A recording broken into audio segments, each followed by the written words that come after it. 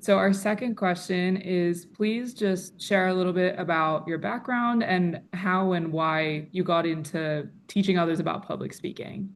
Yeah, that's a great question. So, my first job out of college, I'm a computer programmer. That was my actually undergrad was computer programming. And I was one of those people who was so socially awkward and just didn't know how to speak with people, let alone speak in front of a group of people. And I don't know if many of your members maybe can relate to this. One of the reasons I chose that profession to begin with was because I'd be in front of a computer all day long. And as a computer programmer, I wouldn't have to, this is my thought, that I wouldn't have to speak to people that much because I didn't like being in front of people. But little did I know that all day long in the workplace, there are these things called meetings. And there's like meeting after meeting, whether it's with your own team or with whatever project you're working on, there's a lot of meetings that happen, right? And nowadays we can meet in on Zoom and in virtual as well. So there's lots and lots of meetings. And so in these meetings, what I found was, lo and behold, I would be asked to speak. And so the socially awkwardness that I felt one on one with people now was amplified because now all eyes are on me and they have it's like the spotlight. And I just remember whenever I had to speak, it would be like all I could see were these eyes looking at me. And I would become so self-conscious, never mind, putting together words that would sound coherent, but I just couldn't even get over my own self-consciousness, right?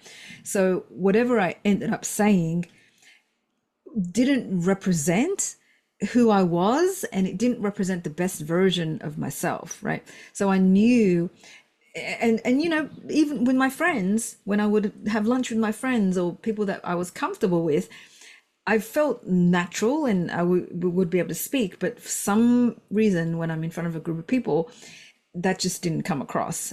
And I just remember leaving any meeting feeling like, man, that was terrible. Like what I had to, why didn't I say, I would kick myself and go, why didn't I say this? And how come I didn't say it this way? But then it would happen over and over again. So at some point, I said to myself, this is a skill that I know I have to work on.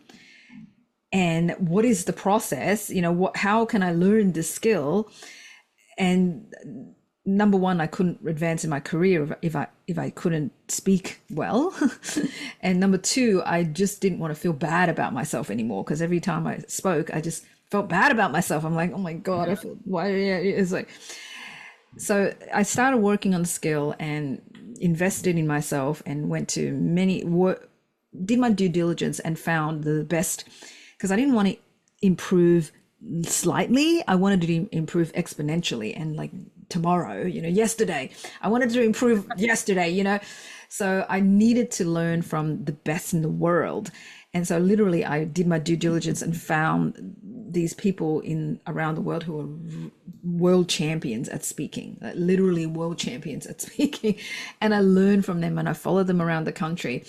And so within a very short amount of time, I was able to, and again, even though, and this is what I say to all my clients, it doesn't matter if right now, whatever level you're at, so long as you have this one quality, you can improve and you can be successful in anything, not just public speaking. And this one quality is just being a student, right? And to me, luckily for myself, that's one quality that I knew I had. It's whatever it is that I want to learn. It's like, just teach me, please teach me, and I will learn. Whatever you tell me to do, I will go do, until I become better at the skill. So therefore, as a result of that learning process, I became much better at it. And I even started teaching. And the only way I was going to force myself to be in front of the room was to leverage what I know, but force myself to be in front of a room. So I pivoted from, I didn't know much about speaking, but I did know a lot about software. So I started teaching software and became a trainer in front of the room. So now I force myself to be in front of the room.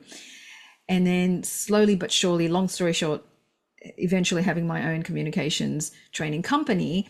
And now I've been doing this for a very, very long time. And my passion is really, I've seen for myself and with so many of my clients that I've worked with, I've seen how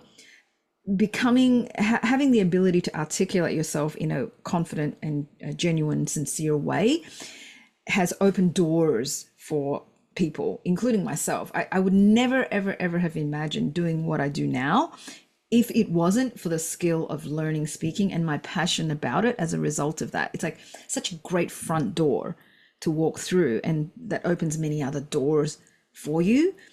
So, I mean, I share this background with you so that you get a sense of, whoa, good for you, Mary. Like you teach public speaking. But where I began was a very, very different story. And hopefully by sharing that, people get a sense like transformation is, and the way I say it is transformation is not only possible, it's very probable if you have a process. And so I dedicate my whole business, and business to me is just a vehicle to create transformation. And so invitation to work with people who also wish for their own personal transformation as a result of being able to speak well is really what I'm about. Yeah, definitely. I definitely think that your journey is something that many of our members can relate to. So I think that's incredible that you were able to take and recognize speaking as a skill and something to be improved upon, not something that, in my opinion, kind of in the past has been treated as kind of black and white, you have it or you don't. Uh, Mm, but something that you can learn and you can improve upon.